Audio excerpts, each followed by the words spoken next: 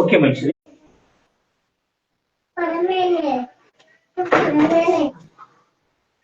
కొన్ని విషయాలు వాక్యం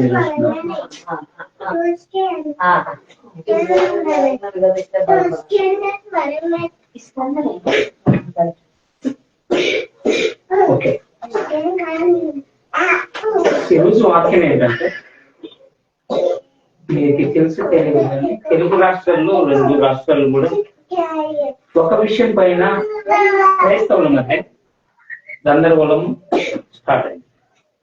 సాతాను ఎప్పుడైనా ఎలా అయినా ఎవరినైనా వాడుకుంటాడు సాతాను. 2 వర్గాలు అంటే పీడి సుందరరావు దగ్గర ఉన్నటువంటి సంతోష్ అన్నని మీ అందరికి తెలుసు.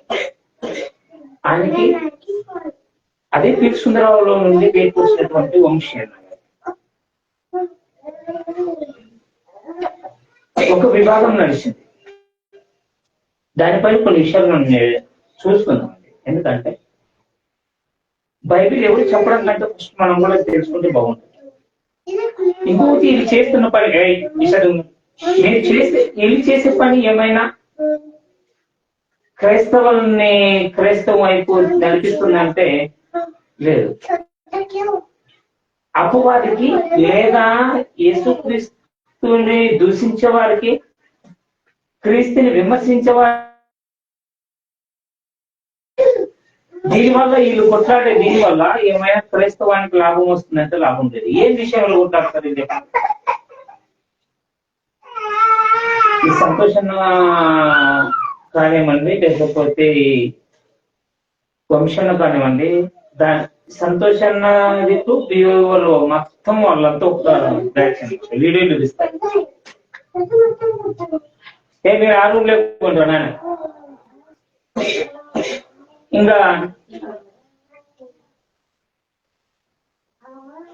వంశన్న దిక్కు ఎవరంటే జాన్ పాల్ గారు, జేమ్స్ అన్న. సంతోషన్న దిక్కు ఎవరంటే దేవు వాళ్ళంతా. ఒకటి గుర్తుపెట్టుకోవాలి, వాళ్ళైనా మనమే. క్రైస్తవుడు అనేవాడు ఎవరు మాట్లాడినా క్రీస్తుకి నింద తెచ్చేవారుగా ఉండకూడదు, క్రీస్తుని విమర్శించే వారుగా ఉండకూడదు. వీళ్ళ వాదన ఏంటి? ఈ సంతోషన్న వాదన ఏంటంటే యేసుక్రీస్తు దేవుడు కాదు, మనం ఎలాగైతే పుట్టామో యేసుక్రీస్తు కూడా ఒకప్పుడు పుట్టినవాడు అని ఈయన వాదన. ఆయన వాదన ఏంటి? యేసుక్రీస్తు కూడా దేవుడే, తండ్రి అయిన దేవుడు దేవుడే, యేసుక్రీస్తు దేవుడే, పరిశుద్ధాత్మ దేవుడే, ముగ్గురు యెహోవాలు అన్నట్టుగా ఆయన. అంటే దీని అర్థం ఏంటి? ఒకరు ముగ్గురు దేవుళ్ళని, ఒకరు ఒకడే దేవుడు, యేసుక్రీస్తు దేవుడు కాదు. ఈ మొదలు తయారు కావడానికి కారణం ఏంటంటే ఇట్లాంటి వాళ్ళు దేవుడు కాదు అనడం వల్ల వాళ్ళు కూడా ఏమైతే ఎప్పుడైతే మాకు సొంత దొరికాని వాళ్ళు కూడా ఎదురు చూస్తారు. మరి మీరేమని నమ్ముతారు చెప్పు? యేసుక్రీస్తు దేవుడు అని నమ్ముతారా? దేవుని కుమారుడు అని నమ్ముతారా? లేకపోతే మీరేమని నమ్ముతారు? బైబిల్ ఏం చెప్తుంది? మనం ఎన్ని సంవత్సరాలు చదివేమనేది కదా పాయింట్. బైబిల్ మనకి ఎలా అర్థమైంది అనేది పాయింట్. వీళ్ళు మాట్లాడే ప్రతి మాట క్రీస్తువని ఇంకా ఇంటికి తీసుకుపోతుంది. క్రీస్తుని దూషించేవారు ఇంకా అనేకులు తయారయ్యేలాగా ఇలా మాట్లాడుతుంది. వీళ్ళ మీద నీళ్ళ కొంటాడు. నీకు అంతా సేవ చేసేదంటే, అంత కొంట వేసేదంటే ఏం చేయాలి? ఎవడైనా క్రీస్తుని దూషించినప్పుడు లేవండి. నేను సపోర్ట్ చేస్తూ ఒకనాడు లేచింది లేదు క్రీస్తుని దూషించినప్పుడు. ఈ వంశాన్ని ఫాలో చేస్తూ ఎవరు దూషించింది లేదు. వీళ్ళు కేవలము మనుషుల్ని ప్రేమించేవారు. వీళ్ళ మీనికి ఎవరన్నా వస్తే దండు వస్తారు. మరియమ్మని ఎన్నోసార్లు దూషించారు, ఎవరు రాలా? క్రీస్తుని ఎన్నోసార్లు దూషించారు, ఎవరు రాలా? మరి ఎందుకు ఇప్పుడు ఇంతంటే ఈయన ఏమంటారు? నేను 2 నిమిషాల్లో ఓడిచేస్తాను, ఈయన 2 నిమిషాల్లో ఓడిచేస్తాను. అంటే బైబిల్ అంతా సింపుల్, చీపెట్టారు వాళ్ళ దృష్టిలో. అందుకని జాగ్రత్త. ఒకసారి చూద్దామని. మరి మనం ఏమని నమ్ముతున్నాము? యేసుక్రీస్తుని దేవుడు అని నమ్ముతారా? లేకపోతే యేసుక్రీస్తుని ఏమని నమ్ముతారు? కుమారుడు అని నమ్ముతారా? మన దాంట్లో చాలా వర్గాలు ఉన్నాయి. కొంతమంది ఏమంటారు తండ్రి కుమార పరిశుద్ధాత్మ ఏకమై ఉన్నాడు, ఒక్కడే ఉన్నాడు అని కొంతమంది నమ్ముతారు. యేసుక్రీస్తు 3 విధాలుగా ఉన్నాడు అని కొంతమంది నమ్ముతారు. కొంతమంది ఏమంటారు లేదు, తండ్రి వేరు, కుమారుడు వేరు, పరిశుద్ధాత్మ వేరు అని నమ్మేవారు ఉన్నారు. కొంతమంది ఏమంటారంటే యేసుక్రీస్తు దేవుడే కాదు, యేసుక్రీస్తు ప్రార్థన చేస్తూ కూడా మీరు పరలోకానికి పోతారు, నరకానికి పోతారు అని వారు కొంతమంది ఉన్నారు. ఇప్పుడు మనం ఎవరిని నమ్మాలి చెప్పండి? బైబిల్ని తప్ప మనం దేని నమ్మకూడదు. ఎవరైనా ఎలా అని చెప్పుకోవాలి, 20 సంవత్సరాలు చదివారు, 30 సంవత్సరాలు చదివారు, దాంతో కాదు మనకు కావాల్సింది. బైబిల్ ఏం చెప్తుంది చూద్దామండి కొన్ని విషయాలు. మొట్టమొదటిగా కొరింథీ రాసినటువంటి మొదటి పత్రిక, పైల కొరింథీ 8 వద్ద సహా వచ్చింది. ఒకసారి ఎప్పుడైనా కానీ మనం టక టక టక టక పేపర్ చదివినట్టు చదవకుండా ఒక్కొక్క చిన్నాన్ని క్లారిటీ చేసుకుంటూ పోతే మనకి ఏం చెప్తున్నాడు చూడండి. ఒక మాట ఏం చెప్తున్నాడు ఒకసారి చూడండి. పైల కొరింథీ 8 वद्दे 6 వచ్చింది, చూద్దామండి. तरी आपला एकच देव म्हणजे पिता आहे, त्याचपासून अवघे झाले व आपण त्याच्यासाठी आहोत, आणि आपला एकच प्रभू येशू ख्रिस्त आहे, त्याच्याद्वारे अवघे झाले व आपण त्याच्याद्वारे आहोत. ఇక్కడ మీరు ఎప్పుడైనా గమనించారా ఈ విషయాన్ని? మనం గమనించారా? ఏమంటున్నారు చూడండి. ఆకాశమందైనను భూమి ఎందైనను దేవతలనబడిన వారు ఉన్నను మనకు ఒకడే దేవుడు. ఎంతమంది అంట? ఒకడే. 2 3 4 లేరు, ఒకడే దేవుడు అని చెప్పి కింద ఏమంటున్నారు చూడండి. ఒకడే దేవుడు, ఆయన తండ్రి, ఆయన నుండి సమస్తము కలిగెను, ఆయన నిమిత్తము మనం ఉన్నాము అన్నాడు. మనం ఎవరు నిమిత్తం ఉన్నాం? తండ్రి నిమిత్తం ఉన్నాం. ఈ సమస్తము ఎవరి ద్వారా కలిగిందంట? తండ్రి నుండి కలిగింది. ఈ వచనంలో ఒకటికొకటి విరోధంగా ఉంటుంది. ఎన్నిసార్లు సృష్టించాడు భూమి ఆకాశమును? ఇది కాకుండా ఇంకేమన్నా ప్రజలు ఉన్నారా? ఒకే ఆకాశం మనకు కనపడేది, ఒకే భూమి, మనుషులు కూడా అవకాశం లేదు. ఇక్కడ ఏమంటున్నాడు? సమస్తమును ఒక్క దేవుడే ఏం చేశాడు? సృష్టించాడు. కింద ఏమంటున్నాడు చూడండి. అదే వచ్చిన కింద ఏమంటున్నాడు? మనకి ఒక్కడే. ఏమంటున్నాడు చూడండి. మనకు ఒక్కడే ప్రభువు, ఆయన యేసుక్రీస్తు, ఆయన ద్వారా సమస్తము కలిగను. ఇదేంటి? మనకు ఫస్ట్ చూస్తే సమస్తము దేవుడు, తండ్రి అయిన దేవుడు ఒక్కడే చేశాడు. ఆయన నిమిత్తం మనం ఉన్నాం. చేసింది ఎవరంట? తండ్రి అయిన దేవుడు. కింద ఏమంటాడు? ప్రభు అనబడిన వాడు ఒక్కడే, ఆయన యేసుక్రీస్తు. ఇక్కడ మనకి సపోజు ప్రభు అనే పదము పెద్ద అక్షరాలతో ఉంటే తండ్రి అయిన దేవుడు అని, చిన్న అక్షరాలతో ఉంటే ప్రభు అయిన యేసుక్రీస్తు అని వర్తిస్తారు అందరూ, బైబిల్ పండితులు కానివ్వండి, బైబిల్ తెలిసిన వారు అందరూ కూడా. మరి ఈ వచనం ఏమిటి? మనకు ఒక్కడే ప్రభు, ఇంకొకరి ప్రభు అనే అర్హత లేదు, ఆ వీలు లేదు. ఒకడే ప్రభు, సమస్తాన్ని ఈయన చేశాడు. పైన అదే వచ్చిన మళ్ళీ పైన భాగంలో ఏమంటాడు? తండ్రి అయిన దేవుడు మాత్రమే చేశాడు ఈ భూమిని, సమస్తాన్ని అంటాడు. కింద స్థలకాలకి ఏమంటాడు? కుమారుడైన అంటే ప్రభు అయిన యేసుక్రీస్తు మాత్రమే. అంటే ఇద్దరు ఎవరు చేసినట్లు? ఆ వచనంలోని వ్యతిరేకత ఉంది మనకి. ఆ వచనంలో ఇద్దరు సమస్తాన్ని చేసినట్లు ఉన్నది. మరి ఈయన చేసిన రాజ్యం ఎక్కడుంది? ఆయన చేసిన రాజ్యం ఎక్కడుంది? అంటే ఇద్దరు వేరే వేరే ఏమన్నా పార్టీలు పెట్టుకొని ఉన్నారు వాళ్ళు. ఇదిగో ఈ వర్గం నాది, ఈ వర్గం నీది, ఈ ప్రజలు నా వాళ్ళు, ఈ ప్రజలు నీ వాళ్ళని మన సమస్తాన్ని వాళ్ళతే వీళ్ళది ఇల్లు వాళ్ళు సృష్టించుకున్నారా? ఈ వచనాన్ని బట్టి మనకి ఏమర్థమవుతుంది? ప్రభువు ఒక్కడే, తండ్రి అయిన దేవుడు ఒక్కడే అంటాడు. సమస్తాన్ని దేవుడు సృష్టిస్తే కింద అంటాడు సమస్తాన్ని ప్రభు యేసుక్రీస్తు సృష్టించాడు. మరి 2 రాష్ట్రాలు ఏడున్నాయి చెప్పండి? 2 రాజ్యాలు ఏడున్నాయి? ఎక్కడున్నాయి? యేసుక్రీస్తు దేవుడే కాదని ఒకడు అంటాడు. ఓకే, దేవుడు కాదనుకున్నాం, మరి ఎవరు? ఇదిగో మనిషిని ఆది యందు నుండి సృష్టించి ఇదిగో ఆదాము నేను సృష్టించాను అన్నాడు.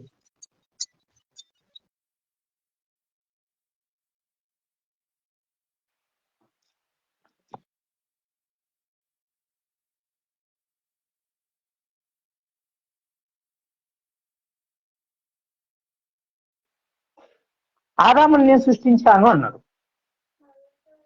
ఆదామును సృష్టించిన తర్వాత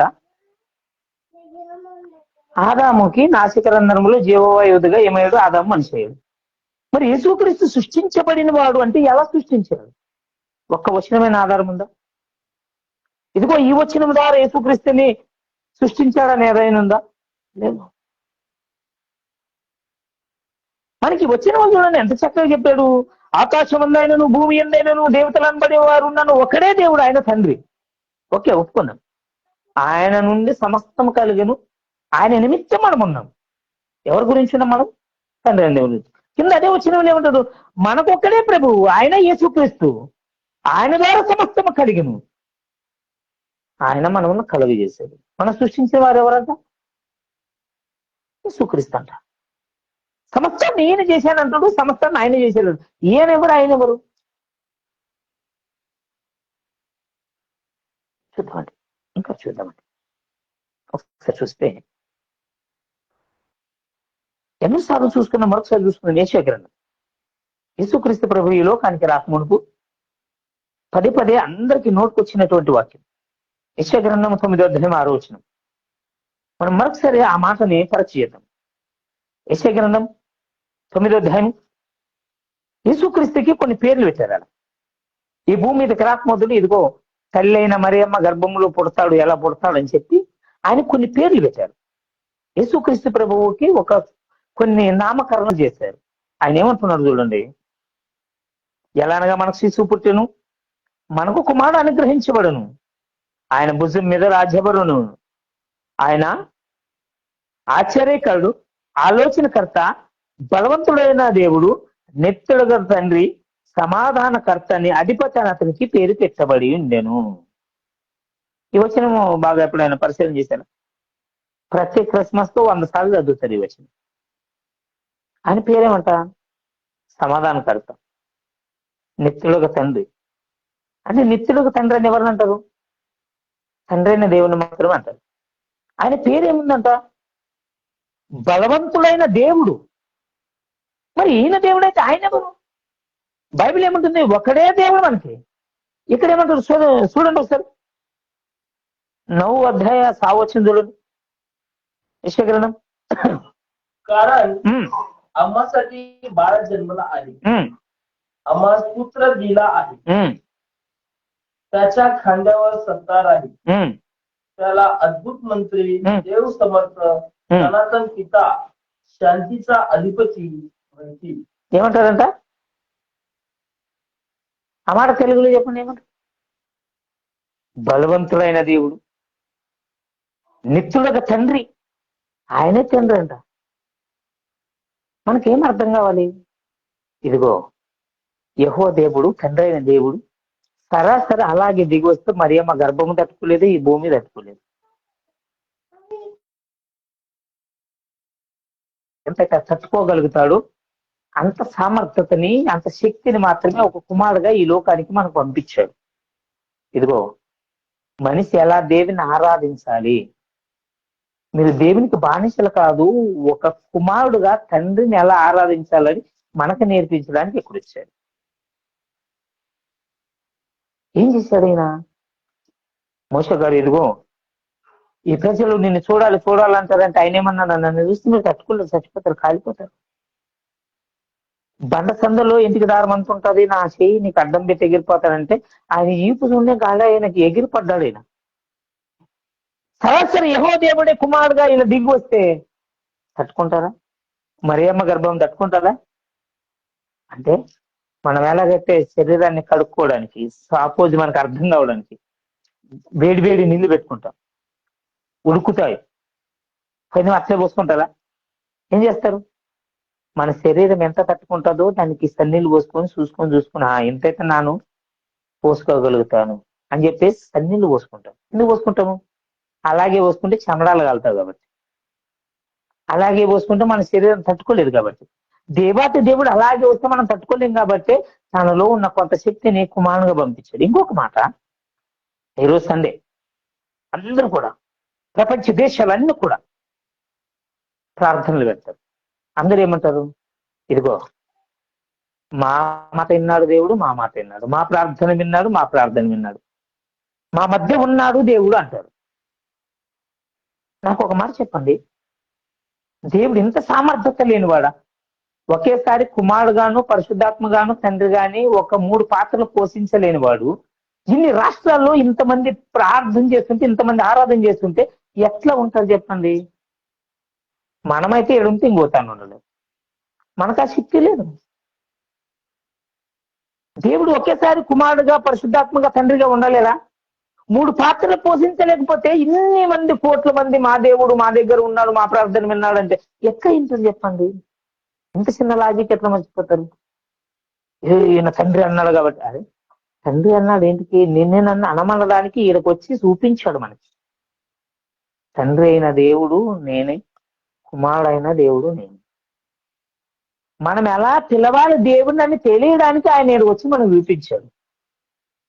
పోన్లే, నీవు తండ్రిని ఆరాధించినా ఆయనకేం నష్టం లేదు, కుమారుని ఆరాధించినా నష్టం లేదు, యేసుక్రీస్తు దేవుడని ఆరాధించినా నష్టం. ఒక్క వచనమైన యేసుక్రీస్తుని ఆరాధిస్తే నరకానికి పోతారని ఒక్క వచనం ఎవడని చూపించమని. ఎందుకు? మనం ఎందుకు వచ్చిన ఈ లోకానికి? ఎందుకు సేవ చేస్తాము? నశించిపోతున్న ఆత్మను రక్షించడానికి, అనేకుల్ని యేసు వైపు తిప్పడానికి. ఇదిగో యేసుక్రీస్తు ప్రభువు ఈ లోకములో మన నిమిత్తం వచ్చి చనిపోయి తిరిగి లేచాడు. ఆయన ఇదిగో మనకు మార్గం చూపించాడు, అక్కడ పోవాలని నడిపించారే గాని నీవు 3 దేవుళ్ళని, నీవు ఒక్కడ దేవుడని ఏమన్నా ఇష్టం వచ్చినట్లు వాడు సేవ చేసుకుంటూ పోయి ఈ యొక్క సమాజాన్ని భ్రష్టు పట్టిస్తుంటే ఎట్లా చెప్పాను? ఈ పిచ్చి మంది కింద కామెంట్లు పెట్టడము, ఈడు కరెక్ట్ వాడు కరెక్ట్, ఎవడు కరెక్ట్ కాదు నాయన. 3 దేవుళ్ళు కాదు, యేసుక్రీస్తు పుట్టినవాడు కాదు. ఇంకొక మాట చూడండి ఏమంటున్నాడు. ప్రకటన గ్రంథం ముగిచేద్దామని. ప్రకటన గ్రంథం 22వ అధ్యాయం 12 వచనాల్లో చూస్తే మనం ఒకసారి చూసుకుంటే, ప్రకటన గ్రంథం 22వ అధ్యాయం 12-13 వచనాల్లో 22వ అధ్యాయం. మొబైల్ తీసుకో. నేను మరాఠలో చదవడం చాలా ప్రాముఖ్యం.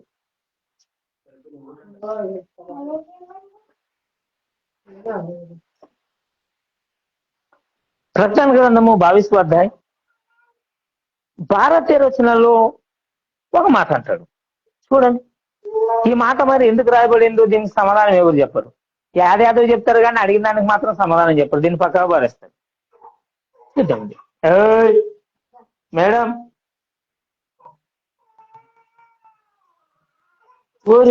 ఏడాడు మీ అయ్యా?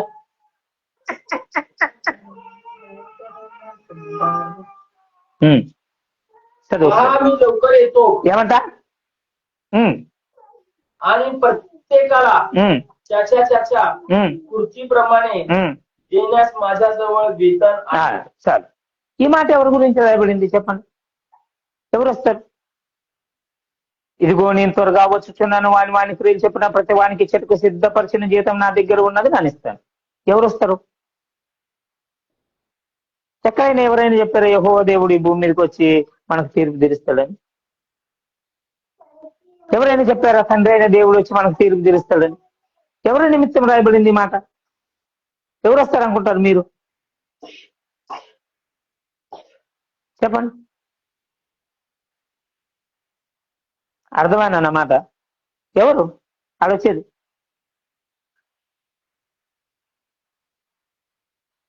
చెప్పు సార్, నీవే. ఎవరు వస్తారు? ఎవరి గురించి రాయబడింది? యేసుక్రీస్తు గురించి రాయబడింది. యేసుక్రీస్తే కదా. కింద మాట చూడండి, చెంప చెల్లు మనలో ఉంటది. मी अल्फा व ओमेगा म्हणजे पहिला व शेवटचा, आधी व अंत असा आहे. ఏమంటున్నాడు ఈయన? 13వ వచనం చూడండి. నేనే అల్పయు ఒమేగయు, మొదట వాడును కడపట వాడును, ఆది అంతలేడు, నానే ఉన్నవాడును, నానే నాశనం చేసేవాడిని, అన్ని చేసేది నేనే అంటాడు. ఇప్పుడు చెప్పండి, తండ్రి ఎక్కడ బాయా? ఇంత అధికారం ఎక్కడ ఉండొచ్చు ఈయన అంటున్నాడు నేనే అల్పయు ఓమేగ, మొదట వాడు కడపట వాడు, నా వెనక ఎవరు లేడు, నా ముందర ఎవరు లేడు. తండ్రి ఎక్కడ బా? ఇప్పుడు చెప్పండి సమాధానం. ఈ వచ్చిన మీ ఇంది కాదంటారా? మళ్ళీ వచ్చేది ఎవరు? ఈయనే కదా. ఈ తీర్పు తీరుస్తాయి నేనే. ప్రతిఫలం ఇస్తాయే నేనే.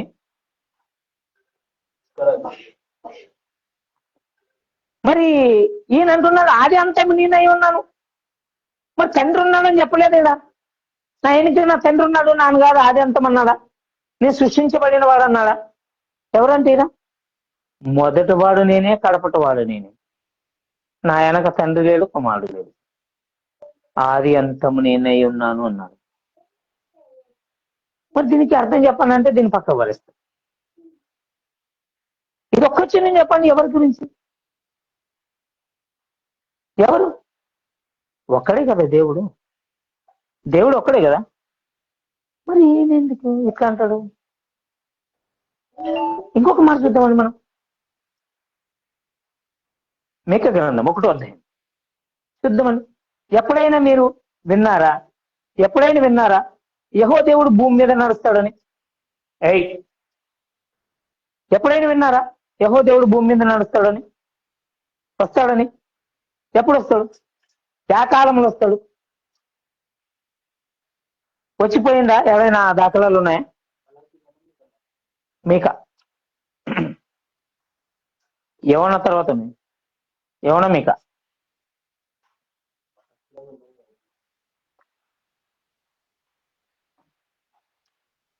చూడండి ఏమంటున్నాడు. 1వ అధ్యాయం 2-3 వచనాలు చూద్దామండి. మీకా గ్రంథము 1వ అధ్యాయం 2-3 వచనాలు చూడండి. सर्व राष्ट्रांनो तुम्ही ऐका. अगे पृथ्वी तू व तुझवरील सर्व वस्तुजात यांनी कान द्यावा. प्रभू परमेश्वर आपल्या पवित्र मंदिरातून प्रभू तुमच्या विरुद्ध साक्ष देतो. ఏమంటున్నాడు ఇక్కడ? మనము గమనించారా? ఇంతకు ముందు ఒక మాట చూసుకున్నాం. ఏమంట? ప్రభు ఒక్కడే, ఆయన యేసుక్రీస్తు అని మెన్షన్ చేసిన. మళ్ళీ ఇంకొక ప్రభువు లేడంట. ఇక్కడ ఏమంటున్నారు చూడండి. సకల జనులారా ఆలకించండి, భూమియు నీవును నీలో ఉన్న సమస్తమును చెవియోగి వినుడి. ప్రభువు యెహోవా. ఏమంట? ప్రభువు ఒక్కడే యేసుక్రీస్తు అన్నాడు. మరి ఇక్కడేం ప్రభు అయిన యెహోవా అంటున్నాడు. నీ సోరి ఎక్కువ ఏమి? ఏమంట? ప్రభువు యెహోవా మీ మీద సాక్ష్యం పలుకుతున్నాడు. పరిశుద్ధాలయములో నుండి ప్రభువు మీ మీద సాక్ష్యము పలకబోచున్నాడు. ఎవరంట? ఇప్పుడు మనం ఎవరి గురించి సాక్ష్యం చెప్తాం చెప్పండి? యేసుక్రీస్తు గురించి చెప్తామా, లేక తండ్రి అయిన దేవుని గురించి చెప్తామా? ఎవరైనా యెహోవా గురించి మాట్లాడతారా, యేసుక్రీస్తు గురించి మాట్లాడతారా? ఎవరు వచ్చి చనిపోయారు? ఎవరు తిరిగి లేచారు? ఎవరు రక్తం ద్వారా మనుషులు కడగబడతారు? అంటే మనం ఎవరైనా సాక్ష్యం ఇచ్చేది యేసుక్రీస్తు గురించి. 3వ వచనం చూడండి ఏమంటున్నాడు. సోది ఏమయ్యారు నీది? వానికేమమ్మ ఇయ్యండి, వానికి ఇయ్యండి. ఆడ దుకాణంలో పోయి తిని పోప సౌకర్యం.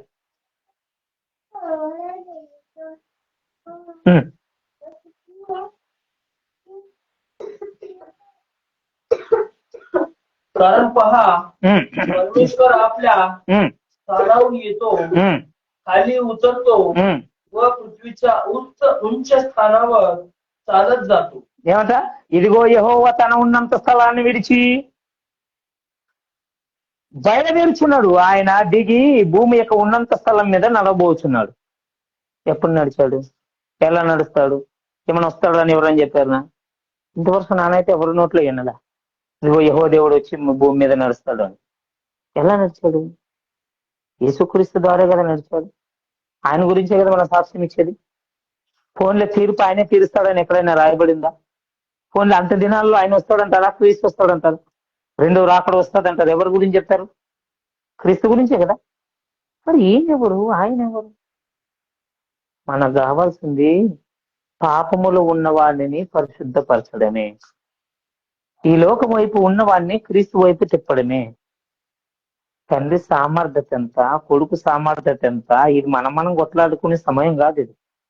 ఇప్పటికే బోళ్ళంత మంది క్రీస్తుని దూషించడానికి సిద్ధంగా ఉన్నారు. ఎంతో మంది చర్చలు పాల్గొడుతున్నారు, ఎంతో మంది సువార్తను ఆపుతున్నారు, ఎంతో మంది తనలు తింటున్నారు, ఎంతో మందిని జైలులో వేస్తున్నారు, ఎంతో మంది విమర్శిస్తున్నారు. కరపత్రాలు చింపేస్తున్నారు, బైబిల్ చింపేస్తున్నారు, వాటి మీద మాట్లాడక ముగ్గురు దేవుళ్ళని ఒక్కడ దేవుడని గందరగోళానికి గురి చేస్తున్నారు. నాకు తెలిసి ఇద్దరు తప్పే. యేసు దేవుడు కాదంటుంది తప్పే, ముగ్గురు దేవుళ్ళు అంటుంది తప్పే. బైబిల్ ఎక్కడని చెప్పిందా ముగ్గురు దేవుళ్ళని? క్రీస్తు దేవుడు కాదని ఎక్కడని చెప్పిందా? ఆయన పుట్టుకముందు 1000 సంవత్సరాల కింద యేసు గ్రంథం చెప్పారు. బలవంతుడైన దేవుడు, నిత్యులకు తండ్రి అంటే ఆయనే. తండ్రి అని ఎవరు అంటారు? నిత్యులకు తండ్రి అని పుట్టుక మొదలు చెప్పింటే మీరెవరా నాయన ఆయన దేవుడు కదన్నాడు. ఇలాగే ఒక మాట చెప్తున్నారు చూడండి, యోహాను సువార్త 14వ అధ్యాయం. ఎన్నోసార్లు మనం చదువుకున్నాం, మరొకసారి చూసుకున్నామండి. యోహాను సువార్త 14వ అధ్యాయం 6వ వచనం ఒకసారి చూద్దామండి. యోహాను సువార్త 14వ అధ్యాయం 6వ వచనం, సోదరుడ సహా వచ్చిన ఒకసారి చూస్తే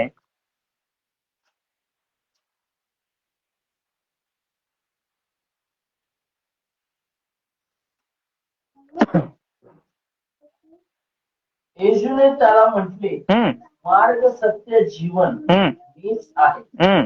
माझ्याद्वारे आल्या वाचून त्याकडे कोणी येत नाही. ఇక్కడ మనకి సవాలు, ఇక్కడ వచ్చింది సవాలు. ఈయన ఏమంటున్నాడు? నేనే మార్గం సత్యమును నేనే జీవమును, నా ద్వారా తప్ప తండ్రి దగ్గరికి రాదు. ఇప్పుడు మనకేం కావాలి? తండ్రి కావాలి. ఆయన ఏం చేస్తాడు, ఎక్కడున్నాడు మనకు తెలియాలి. మనకైతే చెప్పలా. తన శిశువులైనటువంటి వారికి మాట్లాడుతున్నాడు. ఏమంట? ఇదిగో నేనే మార్గము సత్యం జీవమును, నా ద్వారా తప్ప తండ్రి దగ్గరికి రానన్నప్పుడు వాళ్ళకు ఒక ప్రశ్న వచ్చింది. ఓకే, మంచిది, నీవే మార్గం, తండ్రి అన్నావు కదా, తండ్రి ఆడున్నాడు. మనకంటే మొదలు వాళ్ళకు వచ్చింది ప్రశ్న, మనకంటే మొదలు వాళ్ళు అడిగినారు. దానికి సమాధానం ఏం చెప్పారు చూడండి కింద. చూడండి 7వ వచనం.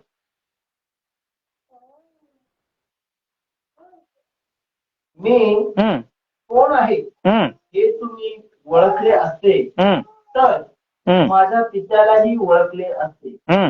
आतापासून पुढे तुम्ही त्याला ओळखता. ఏమంటున్నారు చూడండి, మీరు నన్ను ఎరిగి ఉంటే నా తండ్రిని ఎరిగిందురు, ఇప్పుడు నుండి మీరు ఆయనను చూతురని చెప్పుచున్నాడు. ఏమంట? నన్ను చూస్తే తండ్రిని చూసినట్లే. ఇప్పుడు నుండి చూస్తారంటే ఇప్పుడు ఇంతవరకు మనం ఎవరైనా చూసామన్నా? బైబిల్ ఏమంటది? కుమారుడు తప్ప తండ్రిని ఎవరు చూడలేదు. మరి ఈయనేంటి ఇప్పుడు నుండి మీరు ఆయన చూస్తారంటే ఎట్లా చూస్తారు, ఎలా చూస్తారు?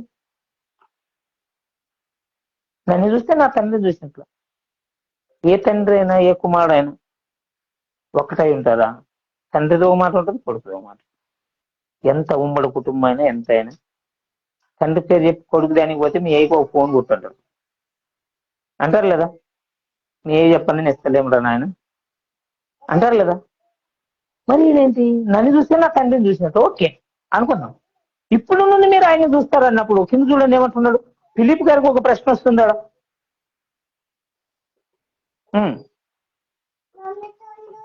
तुम्ही त्याला पाहिले आहे. फिलिप त्याला म्हणाला, आम्हाला पिता दाखवा म्हणजे पुढे आहे. ఏమంటున్నారు చూడండి. అప్పుడు ఫిలిప్, ప్రభువా తండ్రిని మాకు కనపరచుమని, కనపరచు మాకంతే చాలని ఆయనతో చెప్పాను. మీరు చూస్తారన్నారు కదా, ఇప్పుడు కావాల్సింది ఏమిటి? తండ్రిని మాకు చూపించు. మనకంటే ముందు వాళ్ళకు వచ్చింది ప్రశ్న, వాళ్ళు అడిగారు. అప్పుడు సమాధానం ఏం చెప్తారు? కింద చూడండి, యేసుక్రీస్తు ప్రభు తానే చెప్తున్నాడు. తను చెప్తున్న మాట చూడండి 9వ వచనంలో, 10వ వచనం. येशूने त्याला म्हटले, फिलिपा मी इतका काळ तुझ्या जवळ असूनही तू मला ओळखीत नाही काय? ज्यानं मला पाहिले आहे त्यानं पित्याला पाहिले आहे. तर आम्हाला पिता दाखवा असे तू कसे म्हणतो? ఏమంటున్నారు చూడండి. యేసు ఫిలిపు, నేనెంత కాలము మీ వద్ద ఉండి నీవు నన్ను ఎరగవా?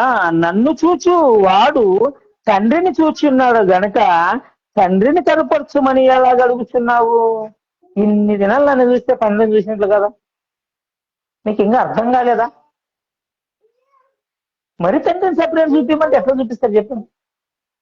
అంటే దీని అర్థం ఏమిటి? నానే తండ్రి ఉన్నాడనే కదా.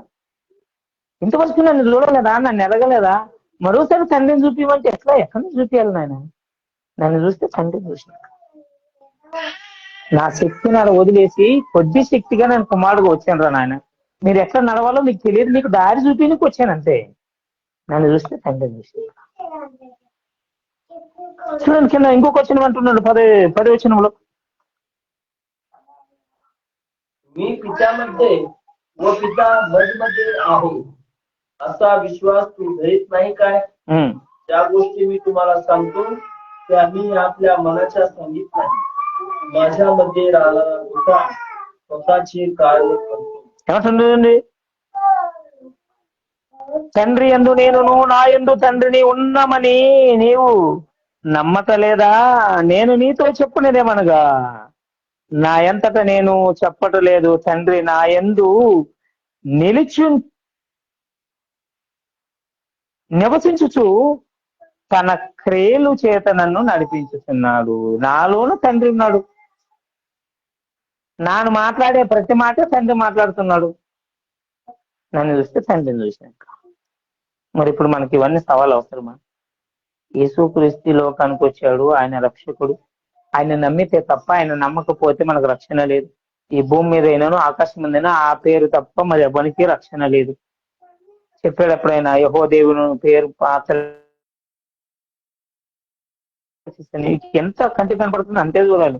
లేని ఆలోచనలు పెట్టుకొని లేని ఎక్కువ చదివైతే ఏం చెప్పలేదు శాస్త్రం. అట్లా అధిక ఆలోచన తన ఆలోచన. వాక్యం ఏం చెప్తుంది? ఎవరికైనా జ్ఞానం కొద్దుగా ఉంటే నన్ను అడగండి, నేను ఇస్తాంటాడు. మన జ్ఞానం కూడా అవసరం లేదు. బైబిల్ ఏమంటది? నేను జ్ఞానం అనుకుంటే నీవు నా దృష్టిలో వెర్రివాడు అంటుంది. మన జ్ఞానం కాదు కావాల్సింది, మనకు బైబిల్ కావాలి. నశించుచున్న పాపని క్రీస్తు వైపు నడిపించాలి, రక్షించాలి. అంతేగాని మనం కొట్లాడి ఇల్లు కొట్లాడి అందరూ గందరగోళానికి గురి చేసి శత్రువు చేతికి ఆయుధం ఇచ్చినట్లయితే, తాడిచి చేయగట్టేసుకున్నట్లయితే, ఇంత చాలా మంది ఏమైపోతారంటే, ఇదిగో ఈడిట్లా వాడిట్లా ఎవడ బతికేస్తూ, ఇప్పటికే చాలా డిబేట్లు, చాలా వీడియోలు, ఎవడ పడితే వాడు వీడియోలు చేసి పంపిస్తారు. అందుకని ప్రతి ఒక్కరు కూడా జాగ్రత్త. నువ్వు ఒక్కడని నమ్ముతావా, నలుగురని నమ్ముతావా, దేవునికి ఏం కూడా పడదు. నీవు పాపం చేయకుండా పరిశుద్ధతగా ఉన్నావా లేదనేది దేవునికి కావాలి. ఇక్కడి మాటలు దేవుడు మన దేవుని ఫలింపు చేసి ఆశీర్వదించి నడిపించిన కళ్ళు మూసుకొని ప్రార్థన చేసుకున్నాం. మహాపరిశుద్ధుడు నా దేవా, నీ ఘనమైన పదవులకు నమస్కారం లేదుగా నాయన. మరి మీ యందు విశ్వాసం నుంచి భయభక్తులు కలిగి జీవించడానికి సహాయం తెచ్చాను నాయన. మరి మనుషుల జ్ఞానము అధికమైనప్పుడు అధిక ఆలోచనలు వస్తాయి. అలా కాకుండా ఉన్నట్టు నా ప్రభు, మరి మీ జ్ఞానము మీ ఆలోచన ఏదైనా మాలో లోపం ఉంటే మిమ్మల్ని మాత్రం అడిగి మీ యొక్క వాక్యాన్ని సరి చూసుకొని వాక్యానుసారంగా ఉండడానికి సహాయం తెచ్చండి. మీ కృపలు భద్రపరచండి. మీరే సహాయం చేసి నడిపిస్తారని, మీ కృపలు భద్రపరుస్తారని, ముందున్న సమయం అంతా కూడా మీ స్వాధీనం ఉంచుకొని చక్కగా నడిపించండి.